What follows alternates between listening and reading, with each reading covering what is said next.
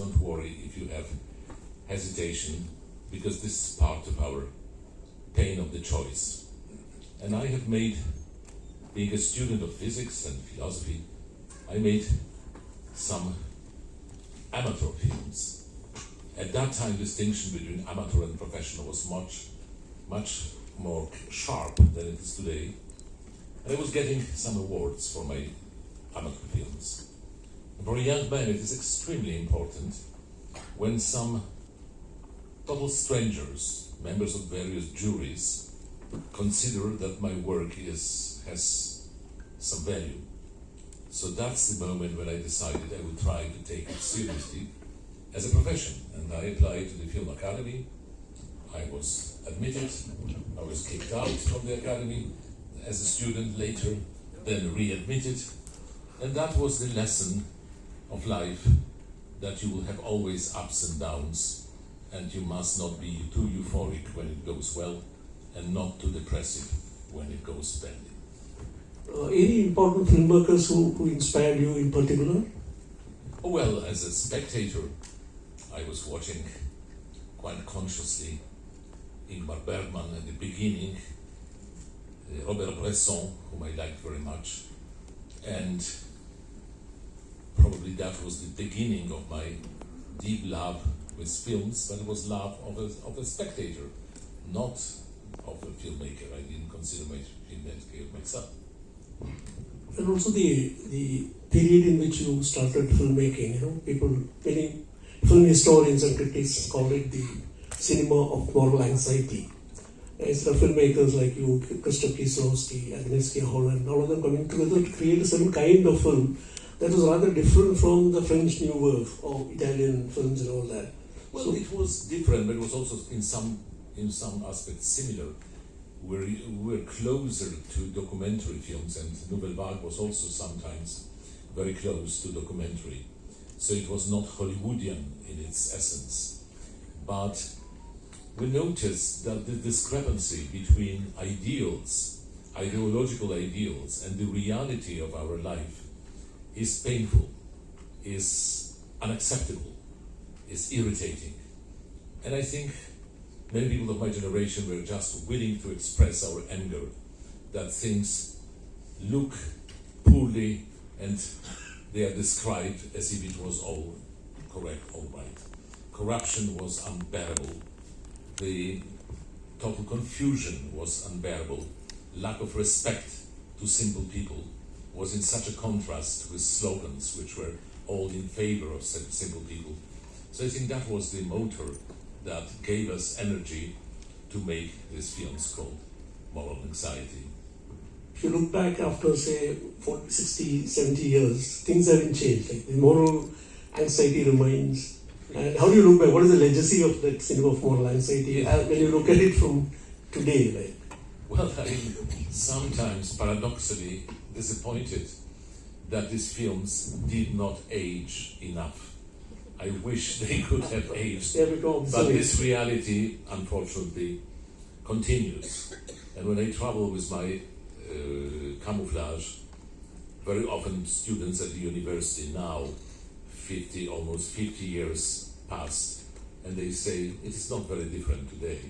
Only some little details has changed, but basically, academic corruption is also a universal factor.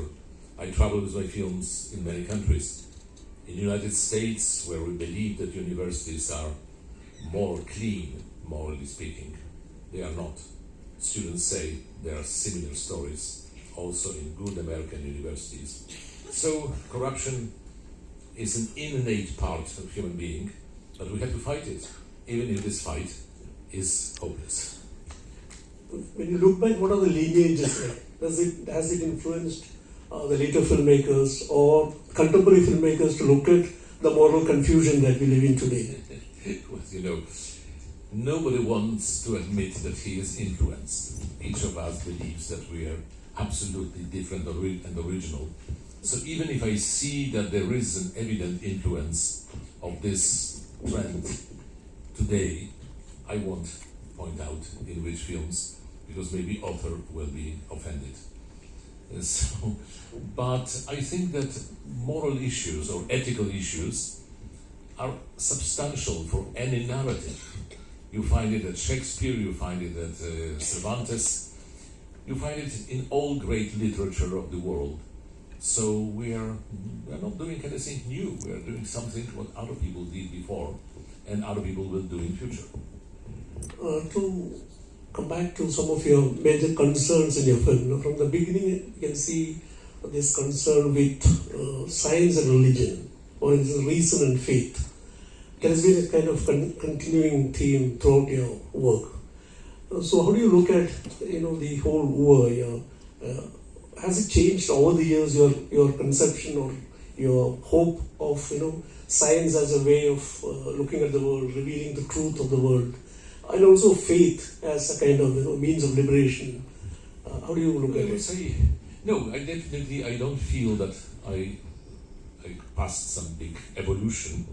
I think most of my ideas that I brought from my childhood are still valid. They apply to me. But my concern is I would follow the great German philosopher Leibniz, who asks such a basic question about reality. Is there something or is there nothing? And his choice, his option was, I hope there is something. What means that material world is not the only world that exists, that there is another reality, or maybe other realities in plural, which are also present in the world. And only 19th century produced this illusion that everything is only material and is only based on the reason and consequence relationship. In the development of modern physics, from Niels Bohr, Schrödinger and the others, when quantum physics appeared, we see again that we are confronted with a great mystery, with a great unknown, and all this proud illusion of 19th century that everything is clear and very soon we will know all is gone. Mystery is present. And for me as a believer, mystery is the name of God. But we know nothing about God because God is of another dimension, of another universe. But how much God is present in our life, that's always an open question. In 19th century, people would say prophecy is a superstition. Today we say prophecy is something what is not excluded because future exists in contemporaneity. We have no access to future, but future is already there or here. And this new vision of the world is very common among the scientists, but it's not very common among the general public. General public, and my public in cinema, very often lives in 19th century, when everything was under Newton, certain, clear, logical, and complete. Now we know how incomplete our knowledge is. The sense of wonder that you're talking about, that science had, which excited people about, understanding the world, or finding the truth about the world, and also the way in which faith worked, or religious experiences. Does it persist through films today in contemporary cinema? Do you see those concerns? Well, it's not very common, but it has never been in modern age common. It was common in Europe in Middle Ages, where people were all oriented towards salvation. And then when capitalism started, people were reoriented towards possessing, which is a totally different perspective. And this is this purely materialistic perspective, which is ending our days. Humanity cannot live with permanent growth of production.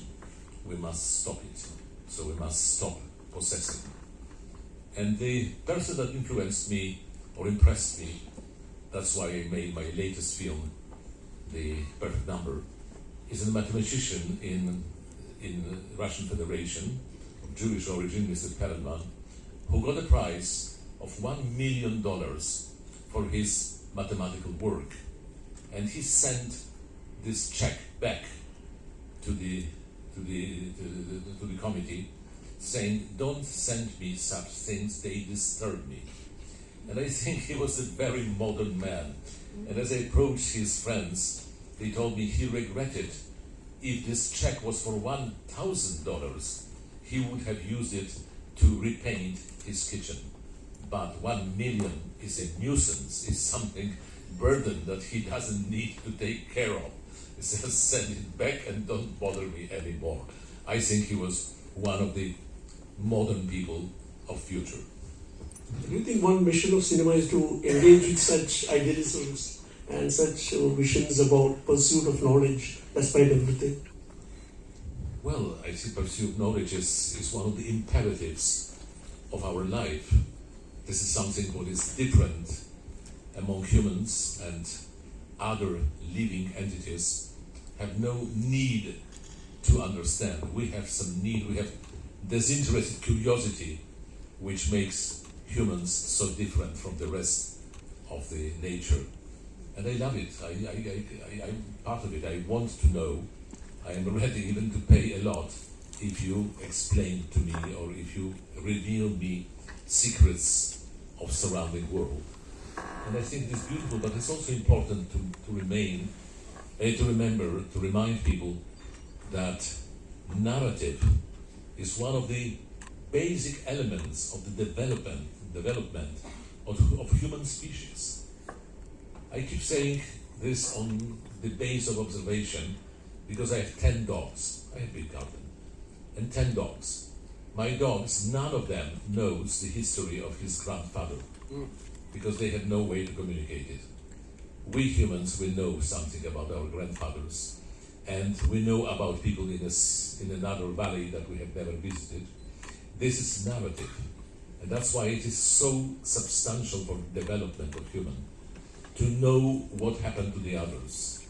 And that's why we read Shakespeare, Homer, and so many other great classics, because they give us knowledge of the past, so we may avoid old mistakes. We make new mistakes, but at least original ones. So I am very much convinced that narrative is a motor of human growth, of human inner growth, and I'm very proud I'm part of it, because as a filmmaker, I'm a narrator. I'm telling you stories, and maybe some of these stories may be of some use in your life, when you talk about life. Yeah, about narratives, actually, you're also, if you look at your films, many of the protagonists of a film are also deeply distrustful or skeptical about most of the institutions, whether it be church or academia, family, or political parties, whatever, like ideologies. So the only way to conserve your enthusiasm and your idealism is to be skeptical. If you're not skeptical, you will be burned. And that's even worse, because the deepest cynical people, most cynical people, are ex-idealists very often. But they have burned because they believed too easily, uncritically. We have to be critical to be able to distinguish between truth and not truth, between good and evil, because they are different. I'm very strongly opposing postmodern philosophy. I think it is decadent and it leads us to nowhere. However, life is more complex than we thought in past century. But we must find another approach and not postmodern one. I know. I think you openly make fun of it in And a Warm Heart, where the Constantine plans to he bequeath his wealth to some project, and people say terrorism, this, that, then they finally decide about deconstruction. Right, but I strongly believe that deconstruction is needed only when you have a vision of what you want to construct. If you don't have this vision, better leave it as it is. Also, the storytelling instinct of human beings, and which makes life coherent, or make you believe in life and all that. And also the other side of it, all these narratives of the church, of institutions, whether it be the academia or state or political parties. There is this, on the one side, these are frozen narratives. There are certain kinds of narrative that are set into it. And your film, your protagonists are actually in search of certain kind of, so they're searching for, some kind of truth, the meaning of life, and come in conflict with these institutions quite often. For instance, if you look at your films, if you look at the families in your films, they're never complete, they're damaged, they're incomplete, they're a lot of, broken, fragments inside it. So this distrust or skepticism of the institutions, has it got to do with the earlier, But I kept the same distrust to the individuals, and I kept the same distrust to myself. I don't trust myself at all. I know I am able to commit errors and to choose something what is not necessarily good. So mistrust is a method of being cautious, of not being blind, of not being over-enthusiastic. However, in my age, if I conserved some enthusiasm, that's already my inner achievement. I am very proud of it. Also, if you look at your later films, you always were talking about faith and reason and all that. Then, if you look at the later films, I think there is this element of chance and accident becoming more and more important. Well, but chance and accident, which in English are distinguished two different words in most languages in Europe, it is the same word, and is used as a disguise for supernatural, for absolute, for God.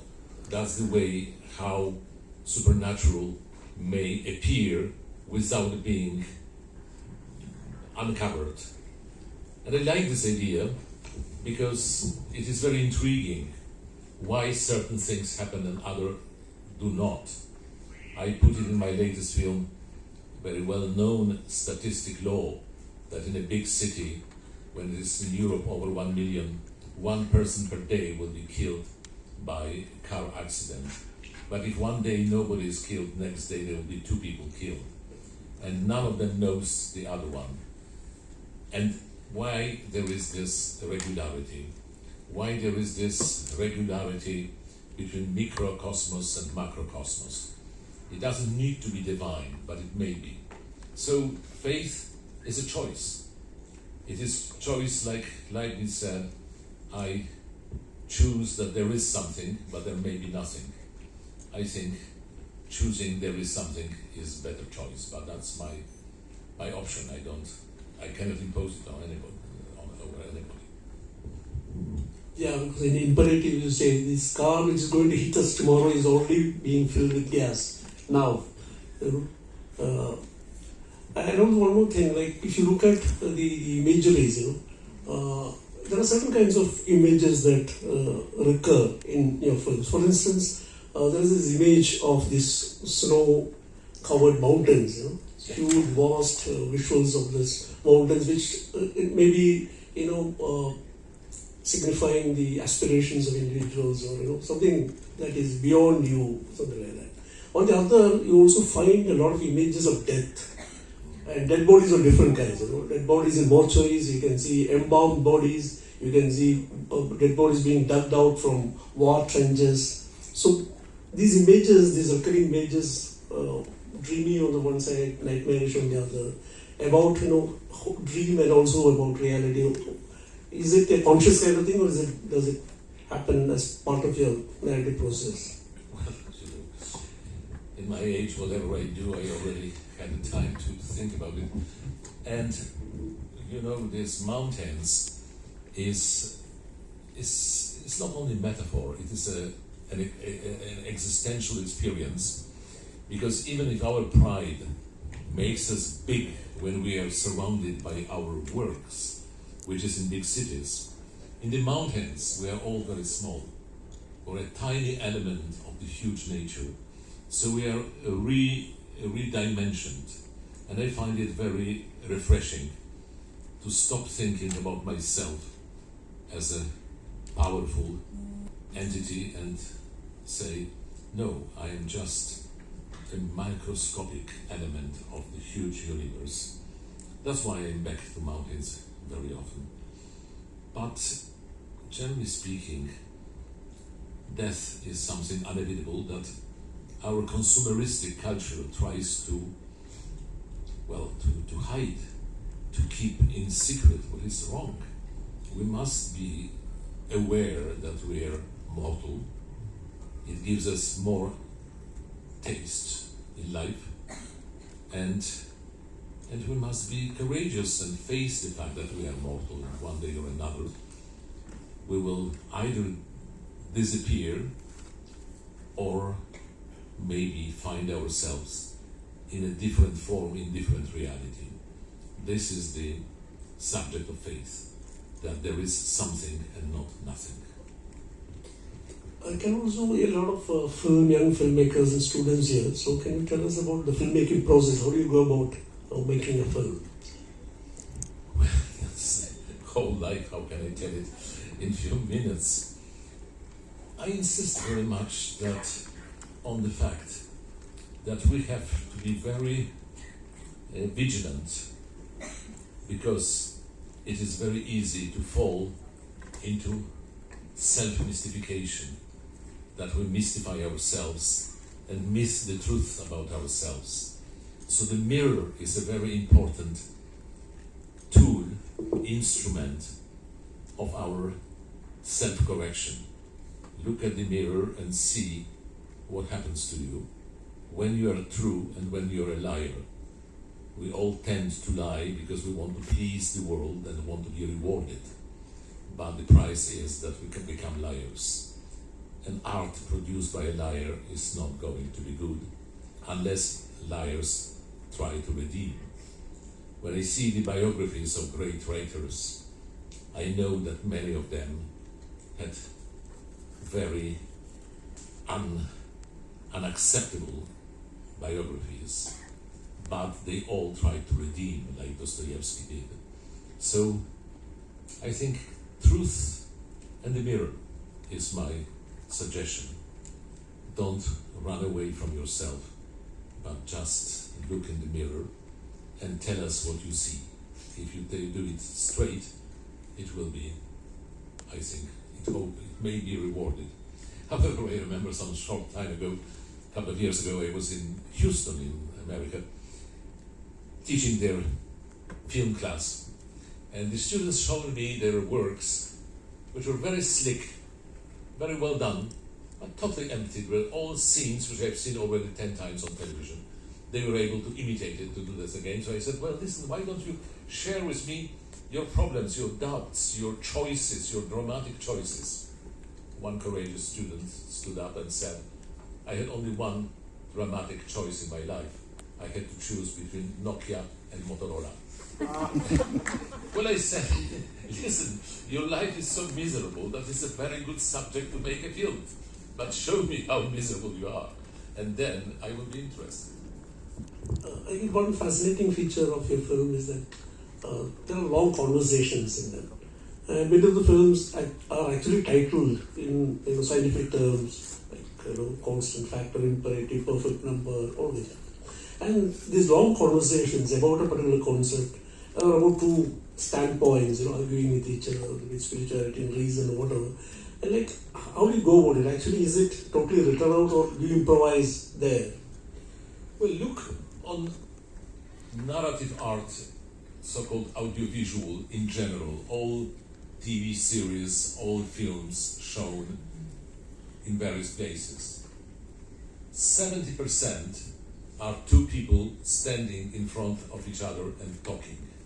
Cinema is based on theater, is based on the word, on literature, not on painting, because it has a factor of time that painting has not. So only a semantic cinema, music, TV, this kind of advertisement, this publicity, this can be really visual. The rest is based on literature and on words. And we try to deny it, I don't know why, to believe that cinema is language of images. No, images are supporting the word, not opposite the way around. And our audience, unfortunately, now when it is all on, can be seen on portable telephone, people watch from time to time who is talking, and the rest of the time they watch something else. It is not true that we have 100% of the attention of the audience. We have some percentage, and smaller the screen is, smaller is the percentage of what people perceive. And we have to confront it. That's how it is now functioning. I hope cinema will survive, giving me 100% of the attention of my viewers, and silence and darkness. But it's a privilege, it's not a common thing. So what do you think about this whole movement of slow cinema, which doesn't... I don't care about slow or... Is Antonioni slow cinema? I don't know. The same. They have just having different pace. And pace is something very different from the style. So I wouldn't care about invented name slow cinema. Slow food is equally empty. Again, when you were talking about the obsession with mobile phones and people spending a lot of time over that. So one thing that has happened in cinema in terms of its production or imagination itself is this shift from celluloid to digital. Do you think digital has actually liberated the filmmakers from the earlier kinds of problems that they had, lighter equipments, more easier methods to experiment, and becoming more personal, experimental? I deeply believe it's totally irrelevant, of no importance at all. I hardly remember what I shoot on. I still take still pictures on negative, doesn't matter. What does matter is the perception that cinema, when I was a beginner, even magnetophone was a new instrument, and my neighbors were knocking and asking, could I record my voice? I've never heard my voice recorded. It was in the 50s. So since then, recording of the image and sound became banal. Anybody can do it. And that's the difference. What is the technology? Is it tape, or is it magnetic, or is it digital? Really doesn't matter. We talk too much about it. I think the content counts and the context counts, but the technology, let us leave it to the engineers. They will invent something new, and maybe after digital there will be something three-dimensional, holography and so on. I don't think it will change very much the content of our narration, because content is the search of sense of life, and this is what is eternal in narrative. We try to find the sense, or we try to prove that there is no sense in life, but both approaches are legitimate and maybe very inspiring. So according to like watching a film on the film screen in a theater and watching it on television or on mobile phones, doesn't it make any difference? Of course it does, and I would say my privileged place is a dark cinema and full of audience, not empty. But if I see that somebody in the public transportation is watching my film on telephone, I'm also grateful, because he could watch somebody else's film, not mine. So I'm happy. That more and more people watch films on small screens, does it affect the way you make films? No, I just try to do it aiming at demanding audience in dark room of cinema. I know that more spectators will see it in different conditions, but I try to tune to this most ambitious audience, and I hope they deserve to be served. Why not? Also, like if you look at last 20, especially after the digital, you can see cinema, moving images entering different kinds of spaces. It is entering art spaces, it is part of biennials, galleries, museums on the one side, and also it is entering, now with the OTT platforms and all that, it is actually, films are made for that, not for a theatre release. So has it actually opened up, new ways of seeing and new ways of making films, or? Well, in this unfavorable conditions, you watch only the surface of the events. You know who killed whom and who poisoned his wife and so on. So if you want to go to the subtleties, to the delicate aspects, you lose them. And that's the one step backwards. But it is not, it is just a temporary process. I think there is always tendency of growth in all nature, and there is also possible growth of our communication. It may become deeper and more full than it is now. So I'm not a pessimist. I think it is just a period of transition.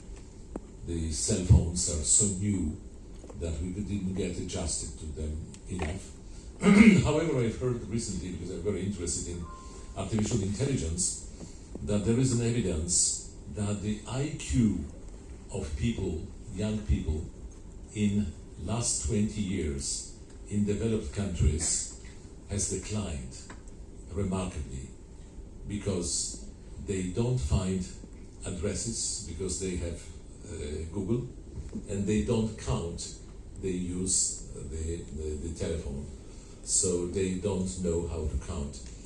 And we have the same process started with muscles. Look, at the time when we were working hard in the wood, we didn't need a gym. Now, when we sit all the day long in front of the computer screen, we need to go and lose the calories and use our muscles artificially. So some scientists suggest that we create similar centers to train our brain, otherwise the IQ will continue to decline, and we may get closer to chimpanzees, which is not desirable direction. Also, these new platforms like Netflix, Amazon, and all that, which carry in international global content. Do you think that with the spread of that, because it has a huge penetration across the world, like even into Asia, America, Latin America, and all that, Africa, and all that, so it has a huge third-world presence. It is entering homes, so, and you get used to viewing certain kinds of narratives, certain kinds of narrative pace, imageries, compositions, and storytelling methods, and also politics, whatever it is. Like, does it actually, in the long run, affect national cinema, the local quality of cinemas? I think the whole concept of nationality will change, and it does change. It's very new, in fact. It's only in Europe 200 years from the Napoleon time when we have national identity accentuated. Before it wasn't. So these are all new facts, and of course they won't last very long, they will change, but they definitely contribute to the globalization process. And the fact that we see at Netflix more and more foreign productions is a new factor. It's not a positive factor because we learn about other cultures, but very often we have to read subtitles, and subtitles are universally hated, especially by Anglo-Saxon speakers, because they consider, I remember my students also in America, when I was showing them my Polish films, they were trying to appreciate them, but they said, why don't you make normal films? Normal means in English, which is not normal to me.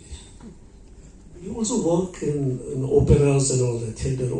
Can you tell us something about that? Is it radically different for the film work you do? Well, I write sometimes for stage because it is a different address, a different target, and it is also attractive. Besides, I think that live theatre has great power and has been surviving 2,000 years in Europe or more. In India, probably the same, because you have this very old Sanskrit theatre drama, and I think we won't lose it so fast. It is maybe has great future, but I feel most comfortable when I make films, and the rest is sometimes an exercise, training, and pleasure, because working with people is pleasure, but working is a pleasure. I should be retired already for many years, and I'm still working because I love it. I am happy that I'm able to work. It is not my duty, it is my privilege. So when they invite me to do something interesting in neighboring fields like opera or like legitimate theatre, I go there if I have time and work with people, and I'm very happy with this. You've been visiting India and Kerala. You're coming to Kerala for the third time. You've been coming to India quite often. You've shot in India, and actually in one of your films there's a Malayalam dialogue actually, and the constant fact that there's two workers speaking Malayalam in that film. What do you think about Indian cinema and in the last so many years? You've been watching Indian cinema and also Malayalam cinemas. Well, I don't see enough, and as a foreigner, I hardly distinguish from which part of India film comes from. What is always confusing was the same in time of Soviet Union, when all films made in the republics were dubbed into Russian, and we had an impression abroad that all Soviet Union speaks only Russian, what was not true. Now, I think most of the viewers will read subtitles and we don't care what Indian language is this film made in. But I see that here cinema is very lively. I see it more present on festivals than other parts of India. So you are overrepresented, and that's, I think, a very good sign. Because when there is a dynamic society, their cinema has life. And you produce, proportionally speaking, more than most countries in the world. When you say per capita for 1 million inhabitants, how many feature films are made per year? In Europe, when it is 1 for 1 million, it is an average. 60 feature films for France or for Italy, maybe 100 for Germany, but Germany is not so prolific, and so on, so on. Here I see you make much more than even Kerala makes more than 200 films a year. So it means people like films. One more question which I want to I think one instance where you're remembered in Kerala is your argument with one of our very well-known Marxist thinkers, P. Govindapillai, in 1998. So we are actually 25 years after that. So looking back, I felt that I was there, like when that was happening as a student. I was watching that. When I look back, the kind of feeling I get is that it was an argument between two people who lived through two different histories of Marxism. One totalitarian, in a sense, another is a system within a democratic system where you can vote in or vote out communism, communist parties. So wasn't it a kind of, two people talking from two different Marxist historical experiences? How do you look at it now, when you look back? I look the same. It was not a very fortunate debate because we disagreed about facts. Gentlemen don't discuss facts. Facts must be accepted by both sides. And we didn't. So I think it was very frustrating, also for your connational as for me. However, I think it was fruitful because we were exchanging opposite views and opposite conclusions, but we didn't discuss really facts, because facts cannot be discussed. You just say it is or it is not, and here there was a main disagreement. But it was very refreshing to me to have such a debate, because I came from the country that has changed the system by the great uprising of the workers against the system. So, and this was not very much understood or known by my partner of conversation. And also, to take off from that point, if you look at a film like Persona Non Grata,